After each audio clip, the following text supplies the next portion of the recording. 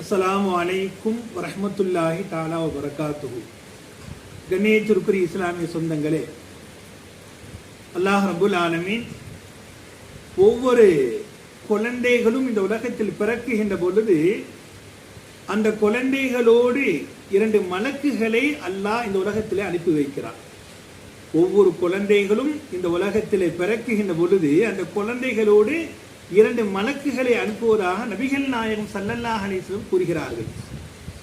எதுக்கு 2 மலக்குகள் வருகை தருகிறார்கள்? ஒரு மலக்குடைய பேர் ரகீப், இன்னொன்று மலக்குடைய பேர் அதீத். குர்ஆன் ஷரீஃபில் அல்லாஹ் இதை பேசுகிறான். எதற்கென்று சொன்னால், வலதுபுறத்தில் இருக்கின்ற மலக்கு அவர்கள் நன்மையான விஷயத்தை அந்த மனிதன் செய்கின்ற பொழுது அவர்கள் அதை பதிவு செய்வார்கள்.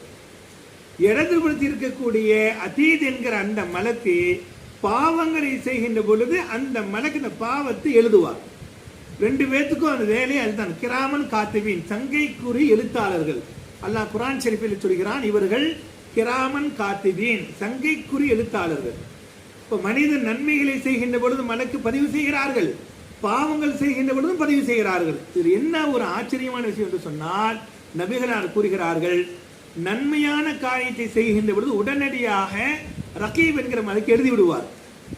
இந்த அதீத் என்கிற வலதுபுறத்தில் இருக்கக்கூடிய பாவத்தை எழுதுகின்ற மலக்கு உடனே எழுதாம கொஞ்ச நேரம் தாமதமாக வைத்திருப்பாராம். தன்னுடைய பேனாவை எடுத்து அது எழுதாமல் தாமதமாக வைத்திருப்பார்களாம். எதற்கென்று சொன்னால், அந்த மனிதன் அந்த பாவத்திற்காக வேண்டி, அந்த தீமைக்காக வேண்டி, அந்த செயலுக்காக வேண்டி வருத்தப்பட்டு அவர் தௌபா செய்வதற்கு ஒரு நேரத்தை ஒதுக்கி தருகிறார்.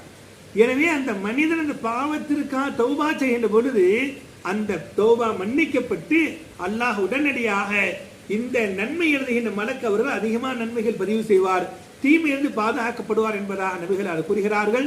நன்மையான காரியத்தை அதிகப்படுத்த வேண்டும், தீமைகளுக்கும் தவிர்த்து கொள்ள வேண்டும். அல்லாஹ் ரப்புல் ஆலமீன் நன்மைகளை அதிகம் செய்ய தௌஃபீக் வல்ல ரஹ்மான் நம் அனைவருக்கும் தருவானாக. அஸ்ஸலாமு அலைக்கும் வரஹ்மத்துல்லாஹி தஆலா வபரகாத்துஹு.